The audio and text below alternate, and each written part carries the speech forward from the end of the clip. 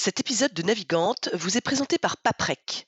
Depuis plus de 20 ans, le leader du recyclage et producteur d'énergie verte est un fidèle partenaire de la voile et a soutenu de nombreux marins, comme Jean-Pierre Dick hier et Johan Richomme aujourd'hui. En 2023, Paprec a été plus loin en donnant son nom à la Transat Concarneau-Saint-Barthélemy, rebaptisée la Transat Paprec. Une épreuve qui marque l'histoire de la course au large, puisque son nouveau sponsor l'a voulu mixte, une grande première. Un engagement fort qui s'inscrit dans la durée, destiné à donner aux femmes skippers une nouvelle place pour s'exprimer. Ce qu'elles ont d'ailleurs fait avec talent et pugnacité sur cette première édition courue en double mixte qui a donné envie à nombre d'entre elles de remettre ça en 2025.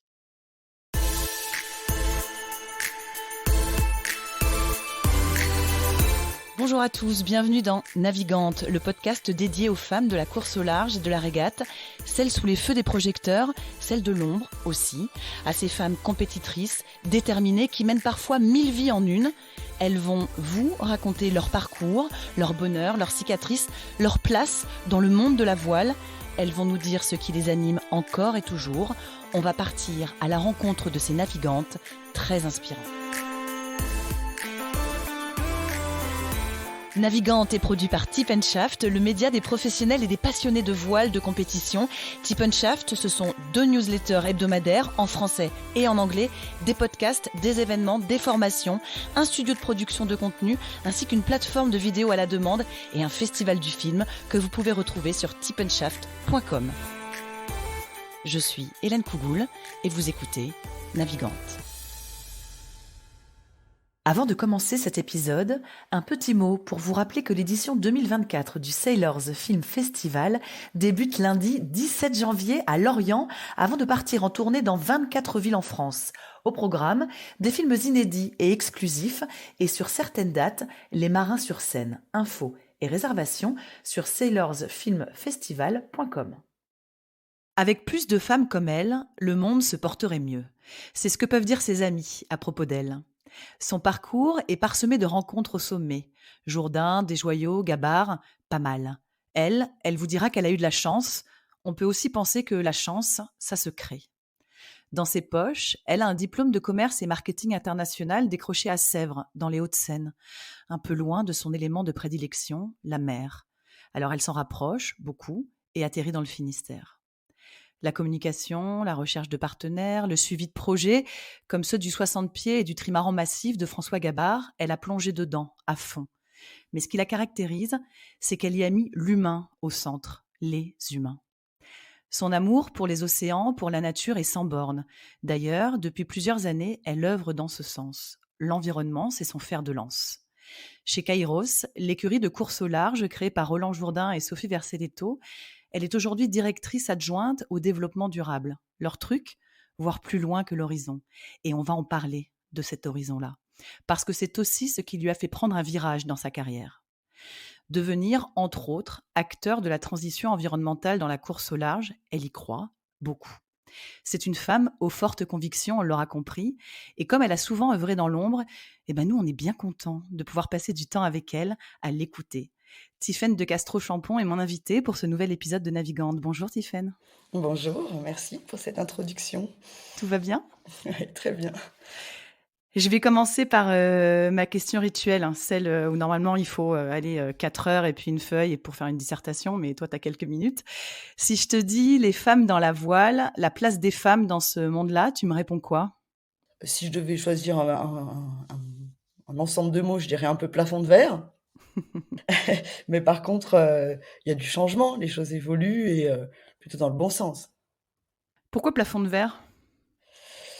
Parce que de mon parcours personnel dans le milieu de la voile, mais j'avais touché de près un peu l'automobile avant, c'est un monde technique où, a priori, les femmes n'ont pas une place prédestinée. Tu as été confrontée à ce genre de, allez, on va dire d'a priori ? C'est quelque chose qui a pu être de temps en temps un frein pour toi ou contre lequel tu as dû te battre ? En fait, ce serait super facile de dire oui, j'ai été confrontée à cette situation et c'est que de la faute des autres. Parce que je pense que si c'était le cas, ce serait facile, entre guillemets, de résoudre le problème.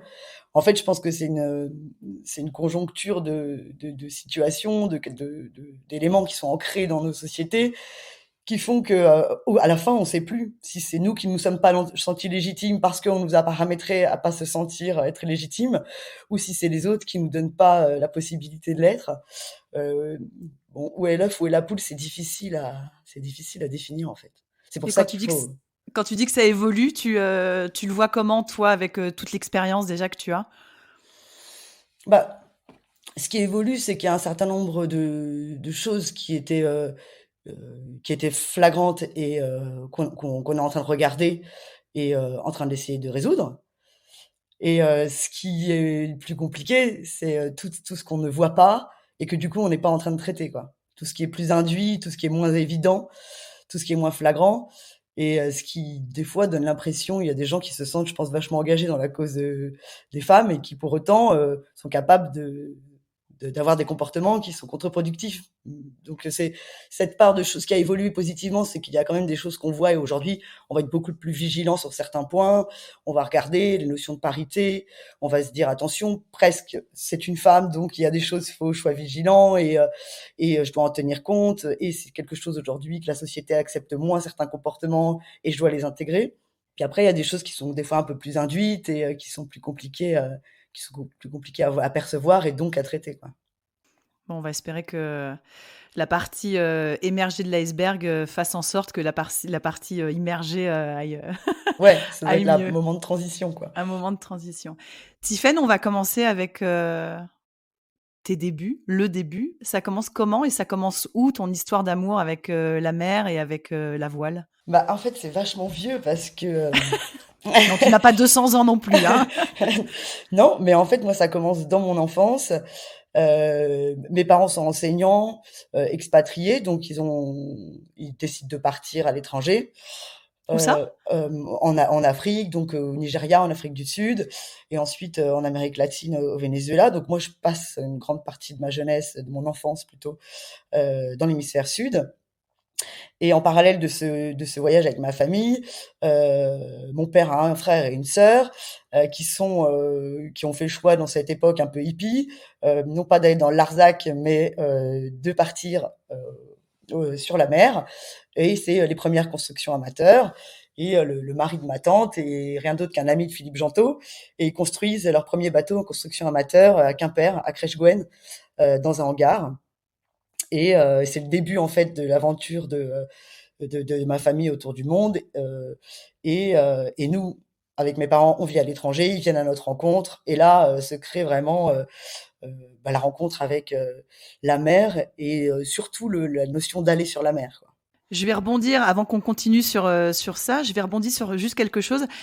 Est-ce que tu as alors le souvenir, je sais pas, mais c'est peut-être intrinsèque maintenant d'avoir justement comme ça, vécu dès petite, à l'étranger, ça t'a ouvert quoi? Ça t'a apporté quoi? Ça a fait quoi de ce que tu es aujourd'hui? Bah, pour moi, ça a été structurant sur une approche du monde qui serait plus jamais déconnectée avec l'humain et le social, en fait. C'est c'est, hem, c'est vrai qu'aujourd'hui, la notion de voyage, de voyager autour du monde, elle est limitée par notre impact environnemental et heu et moi, c'est ce qui a construit aussi, la personne que je suis, de voir, d'autres modes de vie, dans des moments, dans des pays où les situations sont pas faciles, notamment en Afrique du Sud. C'est la fin de l'apartheid et on vit dans un camp et puis, bah, voilà, on a envie de jouer avec les enfants qui sont de l'autre côté du grillage, mais c'est pas possible et ça, c'est une injustice, profonde qu'on emmène avec nous dans tout notre parcours et c'est vrai que c'est le point d'entrée où on se dit: «L'humain, ça pourra jamais être un autre, ça sera toujours le point d'entrée de tout ce que j'entreprendrai», quoi.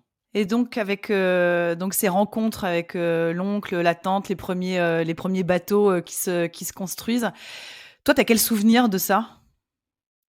Bah, moi, j'ai le souvenir que, bah, surtout quand on était au Venezuela, donc d'abord, mon oncle est venu avec ma tante et ils s'étaient fait voler leur annexe, donc déjà, ils se mettent dans notre jardin, ils reconstruisent une annexe en en fibre de verre et cette odeur de la construction navale, j'adorais ça, je passais des heures à les regarder, donc ça, c'est, on va dire, l'approche technique. Et puis ensuite, il y a eu le fait de partir des côtes vénézuéliennes, d'aller sur l'eau, d'aller passer un séjour à l'île de la Tortue, à voir ces pêcheurs, à voir ces fonds marins, à voir enfin cette énorme chance de pouvoir aller dans des endroits où on a l'impression que on pourrait planter un drapeau en se disant c'est chez moi, personne n'est venu là avant. On est les premiers. Ouais, c'est ça. Et, ouais, ouais, cette liberté tout d'un coup d'être sur l'eau, le rythme de vie qui va avec, cette lenteur. Ouais, c'est un ensemble comme ça de choses qui sont l'opposé probablement de ce qu'on vit au notre quotidien aujourd'hui, mais qui moi m'ont vachement séduit, quoi. En fait, ton approche de la mer, c'est vraiment, la mer pour ce qu'elle est, la voile pour, la liberté. On est très loin de la compétition et de la course au large. C'est pas encore, quelque chose qui est en toi à ce moment-là, j'imagine? Non, mais il y a quand même ce lien avec Heu, le fait d'aller sur la mer, pourquoi faire, quoi? C'est quelle utilité d'aller sur la mer? Et en fait, toutes les épopées sont belles. Là, c'était à l'époque, quand j'étais petite, moi, c'était mon environnement qui choisissait, de se «marginaliser» entre guillemets, de vivre un autre monde, de faire vivre à leurs enfants, un autre monde, une recherche de liberté. Et puis, bah, si on tire le fil jusqu'à la course au large, c'était aussi moi, quand je suis arrivée dans le milieu de la course au large, une épopée, une aventure qui avait un peu ces mêmes traits parce qu'elle avait, à mon sens, une utilité. Elle emmenait un groupe de gens à un tout petit niveau, mais elle emmenait aussi plein de gens dans le rêve, dans une dimension que je trouvais assez magique, quoi. Bon, on peut savoir comment tu te retrouves, du coup à Sèvres, donc bien loin de cet océan. Est-ce que tu avais déjà une idée précise de ce que tu voulais faire en allant faire ce diplôme de marketing notamment et commerce international? Non, pas du tout. En fait, on revient après ces années d'expatriation, on revient en France. Il se trouve que mes parents expatriés, ont un rattachement, pas à un département français en tant qu'expatriés qui est, les Yvelines, le 78. Et donc on s'installe dans le 78. Je finis mon lycée, à Versailles. Et ensuite, bah, moi j'étais déjà complètement passionnée par la voile, par le fait de travailler dans les bateaux. Mais en fait, je connaissais pas grand-chose, pour en faire un métier. Donc j'achetais Voiles et Voiliers, je comprenais pas une ligne, mais je le lisais en entier, de la première à la dernière page. Et et puis donc ma grand-mère habitait dans la baie de la Forêt-Fouesnant. Et j'ai dit à ma mère: «Je veux partir là-bas». Et elle m'a dit: «Bah non, tu partiras pas, tant que tu n'as pas un travail, tu pars pas avec un bac, tu dois quand même t'assurer, si tu changes d'avis, que tu as un vrai métier, quoi». Et donc, bah, comme il y avait eu ce parcours, on avait vécu à l'étranger, je parlais anglais, espagnol, comme ça, on regarde des études courtes, et puis c'était BTS Commerce International. Et donc, c'était pas loin, très loin de la maison. Et je me suis retrouvée à faire ce BTS un peu comme ça, quoi, un peu par hasard. Enfin, par hasard, avec quand même ce qui t'avait construit, les langues, l'envie de l'international et puis, j'imagine avec cette idée de: «Bon, c'est bien, d'avoir un diplôme, mais la mer, je vais y retourner, quoi. Je vais y aller». Oui, et puis c'est vrai que le commerce international, à l'époque, et aujourd'hui, ça m'a pas mal servi ensuite et surtout aujourd'hui, c'est la dimension du commerce international. Beaucoup le trafic maritime, comment on construit un transport maritime, et effectivement cette dimension de transporter des marchandises sur l'ensemble de la planète, qui ouais, et puis cette dimension effectivement internationale qui me plaisait bien. Je voulais pas me fermer d'horizon, on va dire. Comment est-ce que tu te retrouves à, être enrôlée dans l'équipe de Roland Jourdain quand tu arrives, là-bas dans le Finistère? Alors là, il faut que je fasse court, mais j'arrive, quand j'arrive dans le Finistère, mon premier travail, c'est, je travaille dans une distillerie-cidrerie, heu, à Quimper parce qu'il faut bien me trouver un boulot. Et je m'inscris au Cata Club, de La Forêt-Fouesnant. Cata Club qui est donc dirigé par, Vianney Ancelin. Vianney Ancelin qui est le créateur des Diams, qui étaient au départ des Formule 18 et qui ensuite ont été, les bateaux du Tour de France à la voile. Et c'est lui le président du Cata Club. Je me mets donc à travailler pour lui pendant plusieurs années. Il est très ami avec un Espagnol qui s'appelle Albert Bargues. Comme moi je parle espagnol, j'ai une grande maison à Fouesnant, je me retrouve avec Albert comme colocataire. Et Albert travaillait pour Roland Jourdain. Et donc moi, je voulais à tout prix travailler dans la course au large. Et donc, je faisais un peu des pieds et des mains. Et puis un jour, il me dit, bah, il y a un poste. Si tu veux passer l'entretien, tu peux passer l'entretien. Et donc, euh, et donc, j'ai passé un premier entretien avec Albert, un deuxième avec Roland. Et à l'époque, c'était des containers, 2 containers empilés sur le terre-plein du port à Concarneau. Et l'aventure a commencé comme ça. C'était fin 2017 qu'on a fait un accord. Et début 2018, j'ai commencé l'année. Et puis c'était la création de l'entreprise Kairos. On a déposé les statuts et l'aventure a démarré comme ça. Quand on commence, alors je pense surtout aux premières années où tu débarques après, voilà, après les Hauts-de-Seine.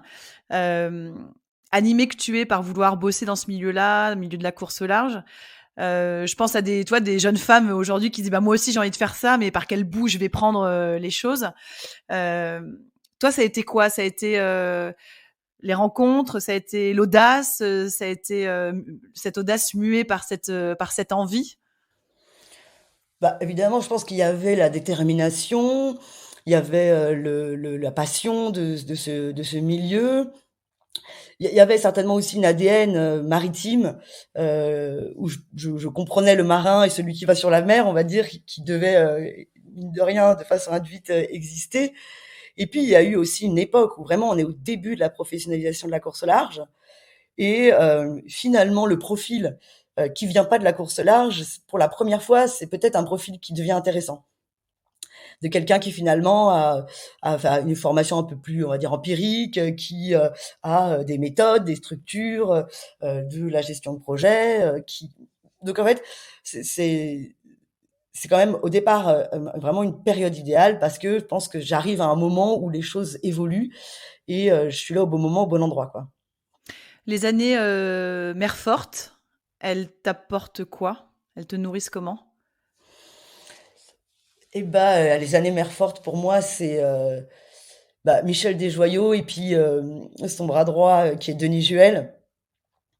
Tous les 2, ils ont été en fait, ça a pas duré hyper longtemps, mais ça a été, structurant, en fait, pour moi. Parce que c'est eux qui m'ont donné la légitimité.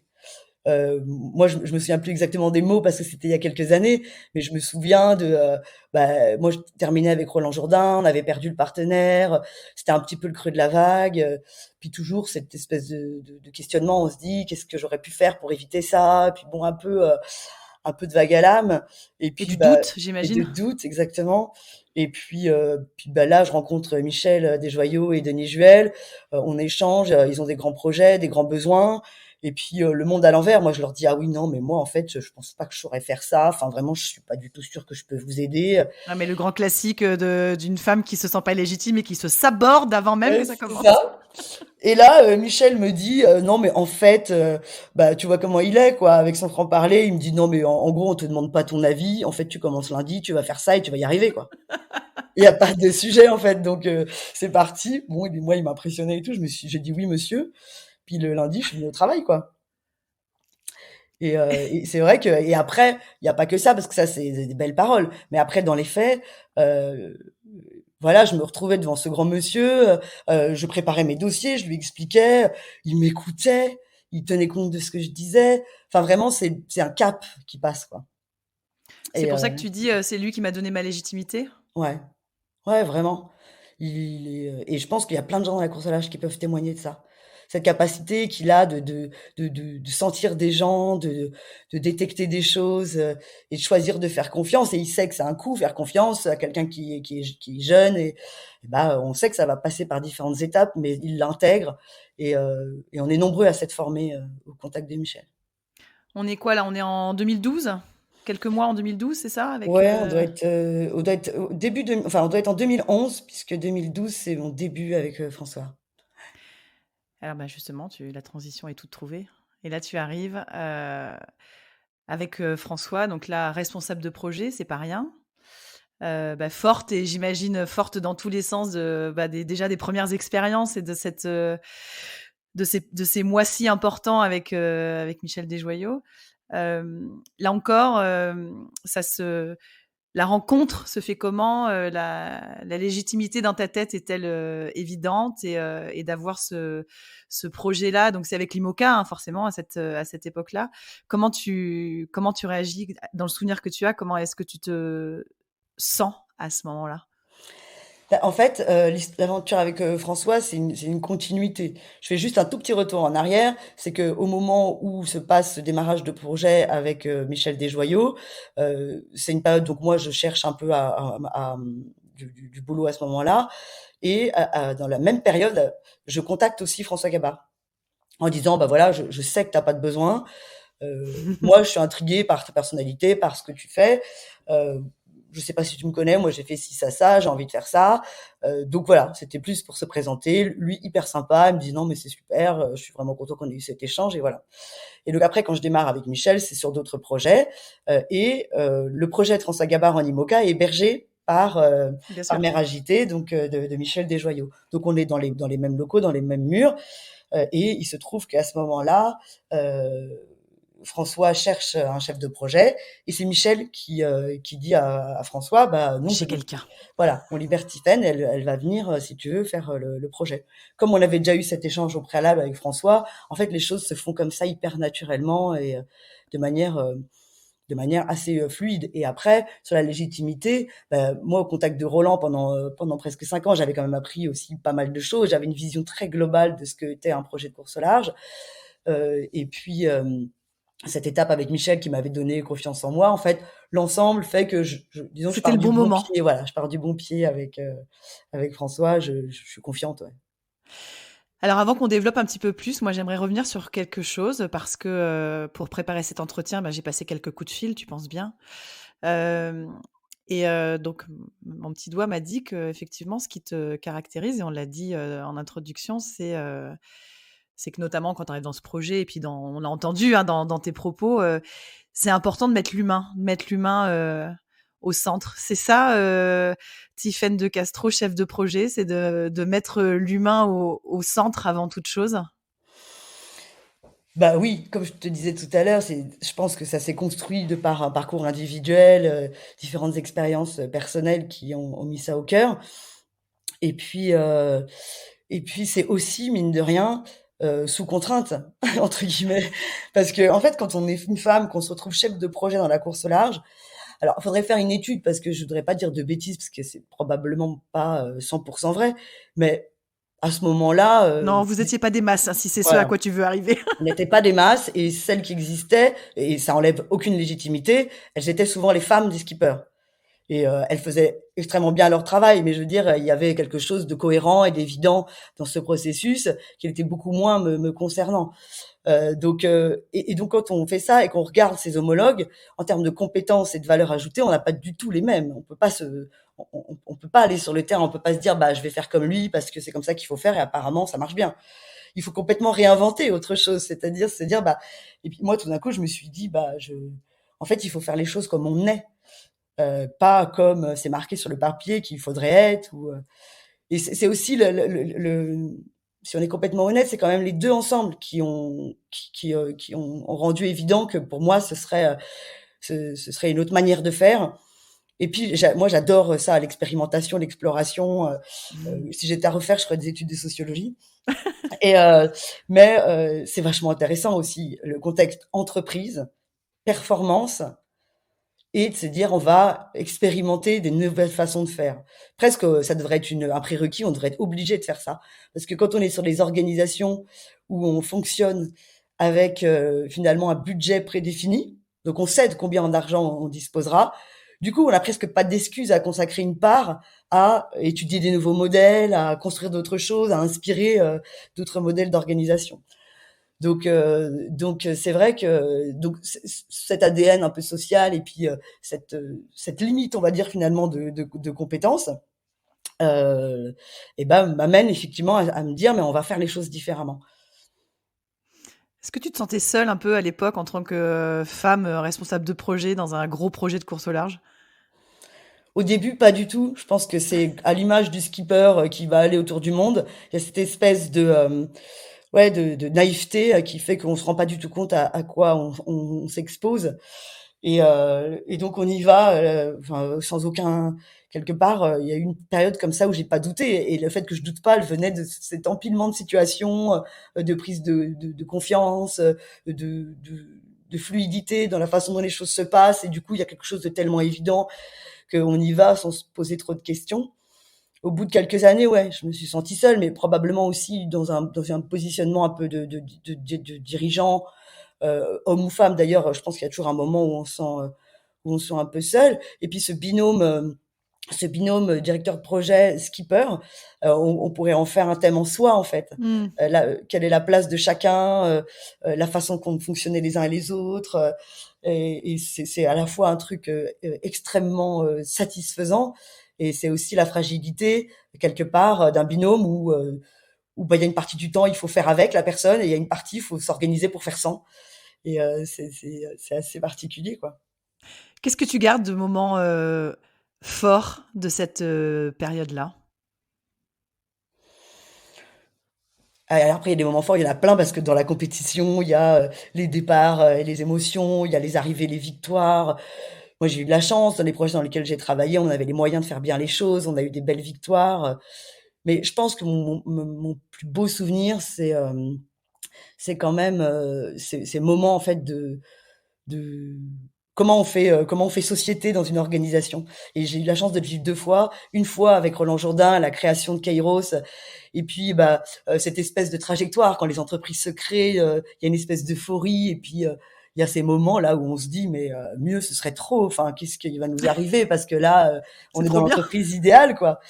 Et je l'ai revécu, j'ai eu la chance de le revivre avec Merconcept, où non seulement le défi était grand, la personnalité de François, elle était assez, elle était assez envoûtante pour nous tous, et la liberté qu'il nous a laissée, de créer notre organisation, en fait, dans un moment où, en plus, la course au large, c'est pas la panacée et où, il y a énormément de compétences, qui sont, dans la place, et cette possibilité, d'avoir la liberté de créer une nouvelle organisation, les moyens, et humains et financiers, et et puis, bah, de dérouler ça, et c'est ça mon plus beau souvenir, c'est le regard de tous ces gens qui se disent, bah, qui sont un peu, qui se disent: «Bah, il se passe un truc qui est pas pareil et puis on est en train de construire ça tous ensemble», et puis c'est pas une posture, on compte tous exactement de la même manière, on va créer un projet qui sera le nôtre, quoi.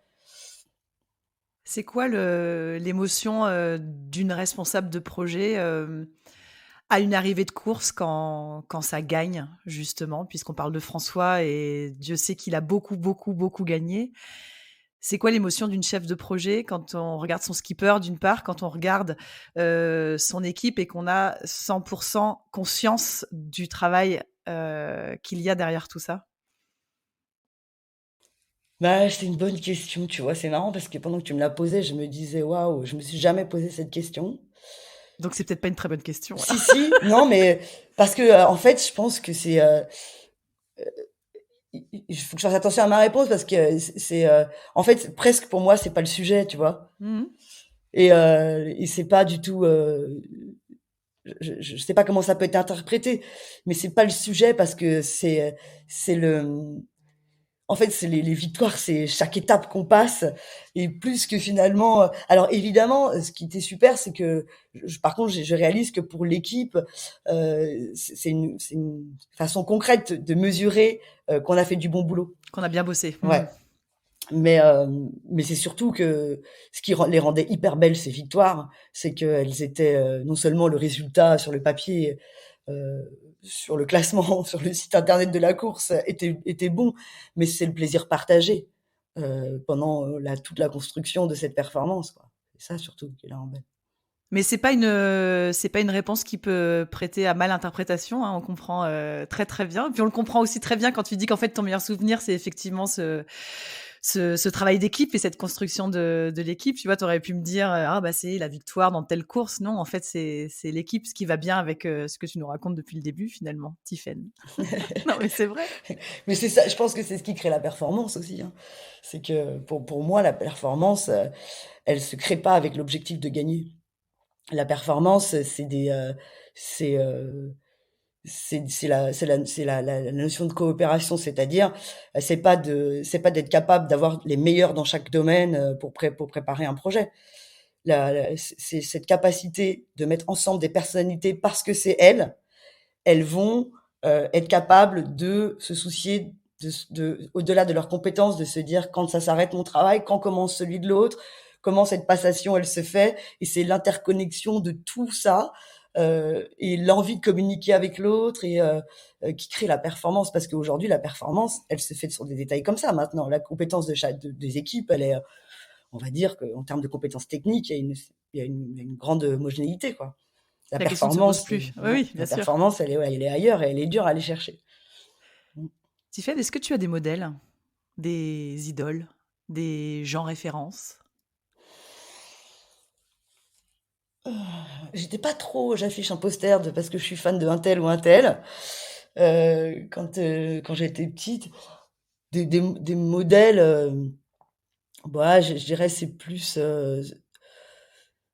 non, je pense pas que j'ai des modèles. Il y a des choses qui m'inspirent énormément, notamment aujourd'hui dans la façon de me dire, bah, qu'est-ce que si je reprends mon parcours, les intuitions, ce que j'ai aimé, pas aimé, et ben, je me rends compte avec la littérature que en fait, tout ça, ça a déjà été pensé et qu'il y a des gens qui proposent aussi d'autres façons de faire, d'autres modèles et ça m'inspire énormément, mais pas une personne en particulier, non, je m'intéresse beaucoup aujourd'hui justement aux gens qui travaillent la répartition de la valeur, comment on crée une société où la valeur se répartit mieux.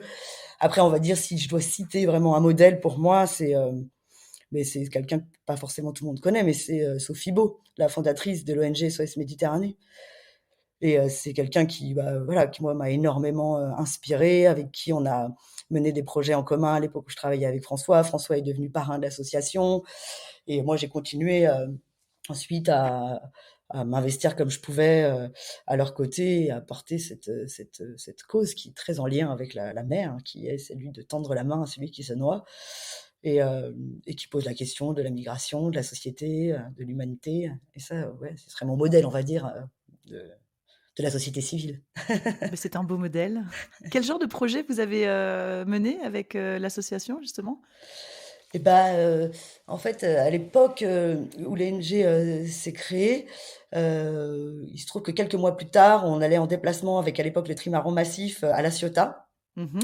Et moi, avec ma sœur, on avait dans l'idée, en fait, de créer une association à Calais et d'ailleurs avec, Jean-Baptiste Épron aussi, et l'idée, c'était de se dire: «Il y a plein d'associations à Calais», c'était l'enfer à ce moment-là et c'était de dire: «On va créer une entité qui regroupe l'ensemble des associations à Calais» et donc l'association se serait appelée Calais tu faire et donc on était très investis sur ce sujet et puis en fait, pour plein de raisons, les choses ne sont pas faites et nous, on allait à La Ciotat et puis du coup, il y avait, l'opération de crowdfunding pour SOS Méditerranée et moi, j'avais sollicité donc la fondatrice Sophie Beau pour la rencontrer avec François, lors de notre déplacement à La Ciotat. Donc elle est venue nous rejoindre à La Ciotat parce que l'association était à Marseille et on a dîné ensemble. Elle nous a expliqué le projet et puis, on va dire le fil rouge, c'était de dire comment on va connecter le monde de la course au large avec cet enjeu du sauvetage en haute mer, qui est, qui voilà, qui nous paraissait être cohérent et juste, quoi. Tiffaine, quand on regarde ton parcours, c'est difficile de rebondir après ça, mais c'est beau. Quand on regarde, non, non, mais c'est très beau, hein, et c'est très louable et voilà, ça nous emmène aussi dans d'autres sphères, qui sont bien agréables. Hem, Quand on regarde ton parcours, on a l'impression alors, peut-être je me trompe, hein, mais qu'en 2018, après que tu, quittes, l'écurie de François, il y a un virage qui s'opère. Est-ce que le virage est un bon terme? Ouais, ouais, ouais, je pense, c'est un bon terme parce que c'est pas un changement total, je pars du principe à ce moment-là que bah, l'océan, la mer, les épopées, de marins, ça sera toujours un truc que j'aime et par contre, il y a un creux dans mon petit cœur, qui est vide et qui doit être comblé et je sais pas exactement l'identifier. Voilà, je pense qu'à ce moment-là, ouais, la période est difficile, mais pour plein de raisons. Parce que, ouais, parce que, bah, finalement, on est à un moment où François et moi, quelque part, tout nous réussit, mais de réussir, c'est pas facile et c'est d'ailleurs ce qu'il m'a dit quand je suis partie, j'ai trouvé ça super joli. parce que moi je me disais: «Bah, en fait, j'y arrive pas» et lui il disait: «Bah, non, c'est parce qu'en fait réussir c'est difficile parce que quand on réussit, on nous attend encore plus loin, encore plus et que ça c'est aussi quelque chose qui peut créer un sentiment un peu, de vulnérabilité». Bon, moi j'avais aussi, fait mes 2 enfants, j'avais, besoin de recherche de sens. J'avais aussi cette impression, malgré le fait que personne ne l'avait souhaité, d'être, sous un plafond de verre. Quand on faisait des réunions classe ultime et qu'on présentait, les skippers étaient tous accompagnés de leur directeur du team Banque Populaire, directeur du team Sodebo, et moi j'étais Tiffaine et je m'occupais de tout ce qui concerne, enfin tu vois quoi. Et donc du coup, mais tu vois, sans que personne l'ait voulu, j'en pouvais plus en fait. On faisait des réunions, je parlais et on m'entendait pas. En fait, et comme je te disais tout à l'heure, c'est moi probablement qui m'y prenais mal aussi. C'est pas, mais et là je me dis bon, il y a plein de trucs. Et puis en plus il y a cette hypersensibilité qui fait que, en fait, l'équipe grandit. On est un petit peu moins d'une trentaine à ce moment-là. En fait, moi, quand les gens ils ont chaud, j'ai chaud. Quand ils ont froid, j'ai froid. Quand ils sont tristes, je suis triste. Et puis, bah, j'ai aussi 2 enfants et en fait, j'ai pas les épaules assez larges pour mener le projet. Je me dis à un moment, j'y arriverai pas. L'éponge était pleine. Ouais, exactement. Et puis là, je me dis bon bah voilà, je vais arrêter, je vais me poser un peu, je vais me mettre à mon compte et je vais réfléchir. Et en décidant de me mettre à mon compte, je fais un peu le bilan de ce que j'aimerais faire. Et puis je me dis bon bah dans ce que j'aimerais faire, je sais faire ça, ça, ça, mais ça je sais pas faire. Et typiquement, c'était comment on déploie une feuille de route développement durable, comment on fait changer le modèle des organisations. Et là, il se trouve que ma sœur, qui est brillante et que j'admire énormément, me dit: «Ah, mais va faire donc cette formation à Centrale Paris. Ils ont une formation en développement durable qui s'appelle pilotage du modèle durable des organisations. C'est exactement ce qu'il te faut. Il faut avoir 10 ans d'expérience en responsabilité et tout». Et donc, je fais ça. Et là, je me retrouve une année immergée à Centrale Paris avec un maître de formation qui s'appelle Patrick Dumière, qui fait partie des gens qui m'ont beaucoup inspirée aussi, pour lequel j'ai énormément de respect. Et là, je m'éclate. Moi qui n'étais pas super scolaire, je me mets à aimer l'école et surtout le contenu de la formation. Et là, je me dis, bah voilà, c'est un tournant, comme tu dis, parce que ça va être la mer, les enjeux sur l'océan et tout ça par le prisme du développement durable. Et donc, c'est là que ça démarre, en fait. Hem, Kairos, on y revient du coup, puisque on commence avec et on c'est pas qu'on finit avec, mais on continue, hein, et justement.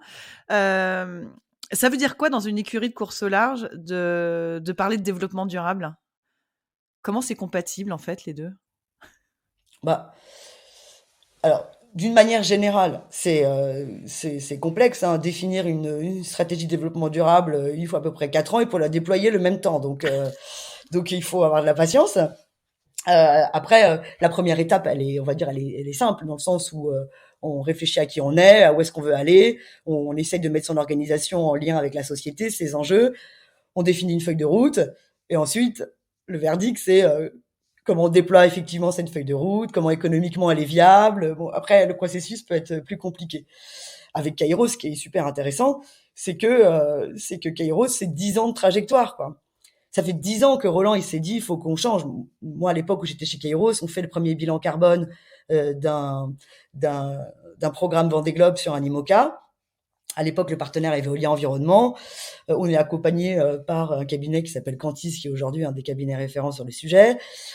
Et donc on prend conscience en fait du sujet. À ce moment-là, on se rend compte aussi qu'on revient de décennies de sponsoring qui génèrent quand même des budgets importants. On n'est pas à l'aise, on se dit mais comment on répartit cette valeur, comment cet argent peut être utilisé différemment. C'est les prémices de et l'intérêt général dans tout ça. Et puis bah voilà, il y a les premiers explorateurs qui viennent chez Kairos, qui disent ben en fait nous on voudrait bénéficier de votre expérience de gestion de projet, et puis en même temps on a besoin d'un lieu pour travailler, et puis être ensemble, c'est aussi comme ça que qu'on arrivera à mieux travailler. Et là c'est la naissance d'Explore, et c'était il y a 10 ans. Et on voit que voilà, c'est compatible à condition de se fixer des feuilles de route, de s'y tenir, et puis bah ça, c'est la complexité parce que on veut pas être trop en avance, parce qu'on veut pas être en décalage avec les autres et se marginaliser. Et puis en même temps, faut pas rater le wagon. Puis en même temps, il faut qu'il y en ait qui se jettent, parce que sinon, bah ça partira jamais. Et donc ça c'est ça c'est comment on crée une dynamique collective. Et ça les personnalités jouent beaucoup, pour ça et Roland, je l'adore moi, il est incroyable, quoi. Parce qu'il est, il est d'une sincérité, d'une transparence par rapport à tout ça. Il prétend pas avoir la solution. D'ailleurs, je pense qu'il a énormément, enfin, les gens le respectent énormément dans ce milieu et pourtant il a mis le doigt sur des sujets, mais il a jamais de jugement et d'ailleurs il juge fondamentalement pas.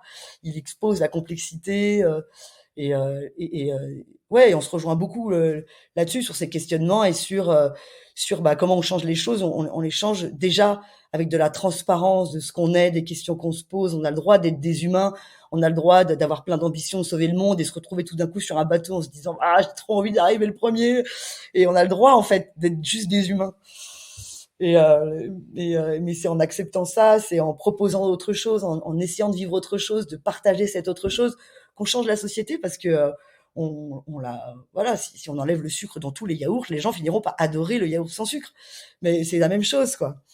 Comment est-ce que c'est accueilli justement, bah, notamment dans le monde de la course au large? Ou comment toi tu t'y prends? Comment vous, vous y prenez pour faire, résonner votre, philosophie plus largement? Bah, en fait, je pense que ça a été, c'est peut-être quelque chose qui changera, mais il y a eu une volonté de s'extraire pour mieux être entendu. Parce qu'en fait, dès lors qu'on est trop, intégré dans les organisations, tu vois, là, il y a eu ce choix de faire le catamaran We Explore, qui est déconnecté d'une classe, de pas s'inscrire dans des classes, volontairement, en fait. C'est de dire, bah, en fait, pour être audible, il faut prendre du recul, il faut un peu, voilà, il faut pas mélanger intérêt individuel et intérêt collectif. Et pour être légitime de faire ça, il faut s'extraire de quelque chose. Donc, en fait, je pense qu'il y a eu cette première, en tout cas, la première étape, ça a été de se dire, on travaille vraiment, mais on sort des organisations pour pouvoir apporter si on nous le demande et continuer notre bonhomme de chemin si on nous le demande pas, quoi. Et alors est-ce qu'il y a des skippers qui viennent vous voir un peu justement, qui s'interrogent? Écoute, oui, oui, bien sûr, parce que de toute façon, il y a des échanges, il y a des interactions, le catamaran We Explore a fait, la route du Rhum, donc c'est aussi l'occasion justement de rencontrer, du monde. Roland a aussi fait le bateau, accompagnateur, direction de course sur la Solitaire du Figaro. Oui. La motivation, tout simplement, de ça, c'était la volonté de Roland de rester au contact de la nouvelle génération, des jeunes. On a aussi emmené, on a fait une sélection, enfin pas une sélection d'ailleurs, un tirage au sort avec la Fédération française de voile pour emmener 5 jeunes sportifs de haut niveau faire comment ça s'appelle, la course en Angleterre, là, la Fastnet. La Fastnet? La Rolex Mmh. Fastnet, pour aussi partager avec ces jeunes une autre façon d'appréhender la mer, de leur montrer d'autres expériences. Et donc, on reste au contact de toute façon de ce milieu-là. On est parfois sollicité et c'est super. C'est, c'est très bien parce que en plus, quand on est sollicité, ça veut dire que l'étape de convaincre qu'il faut réfléchir à tout ça, elle est passée. Donc, c'est une position qui est assez chouette et puis ça ouvre le dialogue et puis ça permet de répondre concrètement aux questions des gens et voilà. Après, je sais qu'à l'arrivée de la route du Rhum, Heu et bah, je sais qu'il y a des marins qui sont allés voir Roland qui avec «envie» entre guillemets, en se disant: «Bah, il a fait une transat, il a été au contact de la mer, il a vu les éléments, il s'est éclaté, en même temps il a fait une performance». C'est un super moment parce que, vraiment nous on n'avait pas imaginé que Roland soit mieux que 5e quoi et encore ça aurait déjà été super et c'était, tellement chouette de pouvoir dire, et ben, en fait, le pas de côté, ça empêche pas la La performance. performance. Mmh. Parce que le plaisir, d'être sur son bateau, de naviguer sur son bateau, bah, fait qu'il a été aux manettes tout le temps, qu'il avait une énergie, une envie, qui fait aussi que les talents, c'est ce qui fait rêver aussi. C'est pas que, la technique, quoi. Tiffaine, à quel point tu te sens, accomplie aujourd'hui, dans le rôle que tu occupes? Ah non, mais je me sens pas du tout accomplie, je suis une éternelle insatisfaite. Ah non, non, je me sens pas du tout accomplie, je doute tout le temps, je me demande comment je pourrais faire mieux. Ouais, je pense que j'ai aussi, ouais, non, j'ai une personnalité qui fait que je c'est pas facile à gérer non plus, donc des fois je m'en veux, je me dis: «Je pourrais changer beaucoup plus de choses en étant juste plus apaisée», non, non, je suis pas du tout accomplie. Alors, bon, d'accord. En tout cas, alors on va dire, peut-être, nourrie parce que quand, je t'entends et la fougue, l'énergie, le sourire que moi j'ai la chance de voir aussi quand tu en parles, on sent que, bah, c'est ça, il y a la mer, il y a la défense de l'environnement, il y a la défense des océans, il y a l'humain. J'ai l'impression qu'il y a un peu comme s'il y avait un peu tout ce qui te plaît, tout Non, ce que alors, t'aimes. par contre, si c'était à refaire, je pense qu'il y a pas une virgule que je changerais. Tu vois? Alors ça, peut-être, c'est une forme d'accomplissement, mais tu sais, c'est comme, si on matérialise la connaissance par un triangle, bah, quand tu as un tout petit triangle, tu as très peu de faces auxquelles tu es exposé que tu ne connais pas. Plus ta connaissance grandit, plus tu mesures, tout ce que il reste à accomplir, en fait. C'est en ce sens-là que je dis que je suis pas satisfaite parce que, j'aimerais changer le monde, mais je pourrais jamais. Alors je sens que tu vas pas aimer ma prochaine question du Ah coup. mince. Vas-y. Tu es fière de quoi aujourd'hui? Bah, je crois que je suis fière d'avoir réussi, mine de rien, à un équilibre, entre, le fait de pouvoir, m'épanouir professionnellement dans le sens mener, des projets, des combats, je je pense que j'ai semé des petites graines, en fait, de changement de paradigme. On peut faire les choses différemment et je peux témoigner de ça et être heureux et puis, créer de la performance aussi, collective et puis, de l'autre côté, bah, d'avoir une petite famille quand même, d'avoir, 2 enfants avec lesquels j'arrive quand même à passer du temps et d'avoir réussi en fait à même si on se dit toujours: «Je suis pas assez une bonne maman et je suis pas une assez bonne professionnelle», bah, mine de rien, bah, c'est ça dont je suis le plus fière, je dirais, c'est d'avoir réussi finalement à pas m'oublier et en même temps à réussir à préserver ma vie de famille. Tu le vois comment l'avenir? Et bah, je sais pas, tu vois? C'est une bonne question parce qu'il y a des moments où je me dis finalement, qu'il y a quelque chose qui il y a un écho qui se fait plus entre moi et la course au large, qui probablement va m'en éloigner de plus en plus. Et puis il y a un autre côté qui me dit: «Bah non, il y a quelque chose d'indéfectible» et donc je et c'est pour ça que je m'éclate, là avec, Roland Jourdain, c'est que je pense qu'on est dans ce même, il y a quelque chose qui pour toujours, nous lie à la course au large et puis en même temps, il y a cette envie aussi de dessiner les choses autrement, de faire différemment, quoi.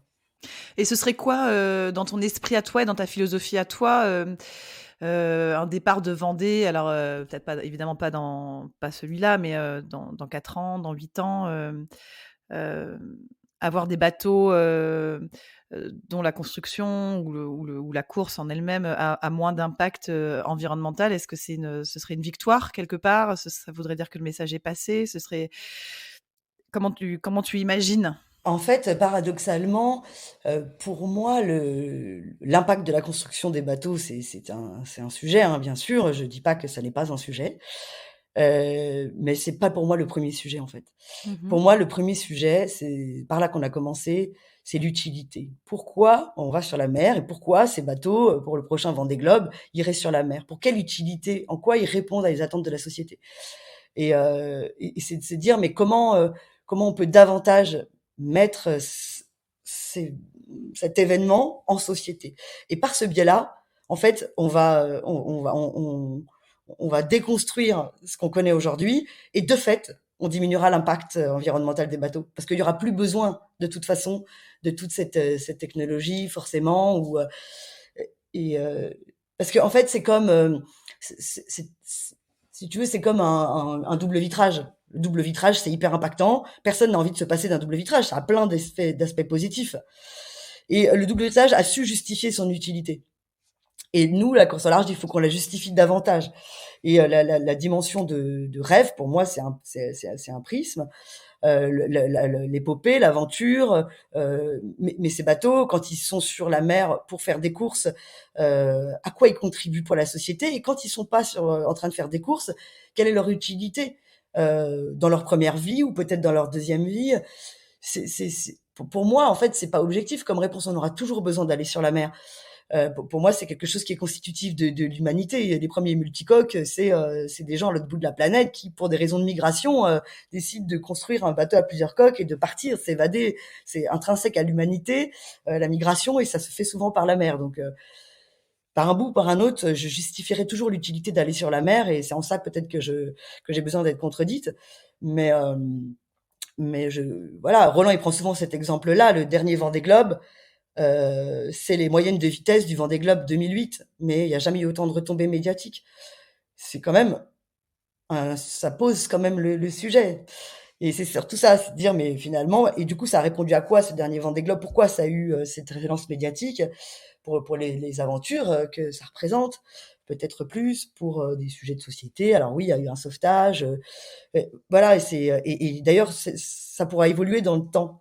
Il faut qu'on se mette davantage en société. Je crois qu'on peut pas ne pas le faire. C'est une responsabilité, quoi.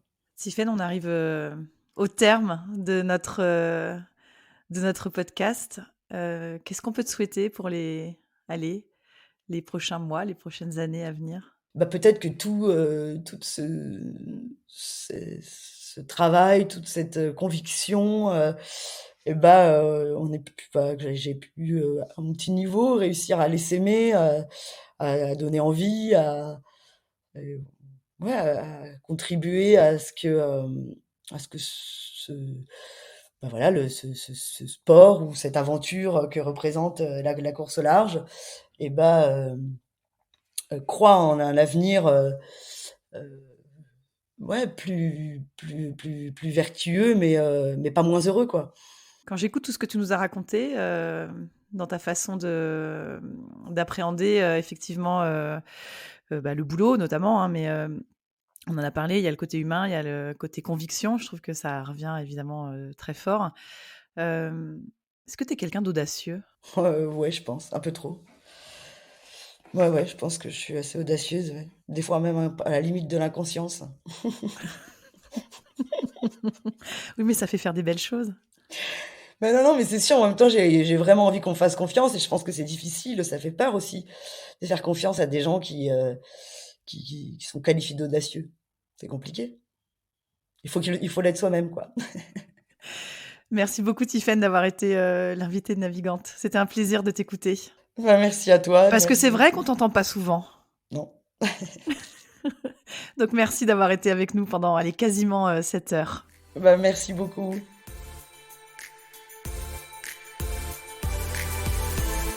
Merci d'avoir écouté cet épisode de Navigante, produit par Tip & Shaft. N'hésitez pas à nous dire ce que vous en avez pensé, n'hésitez pas non plus à le partager. Et si vous souhaitez suivre l'actu de la voile de compétition, abonnez-vous à la newsletter de Tip & Shaft, c'est gratuit, elle est envoyée chaque vendredi à 17h.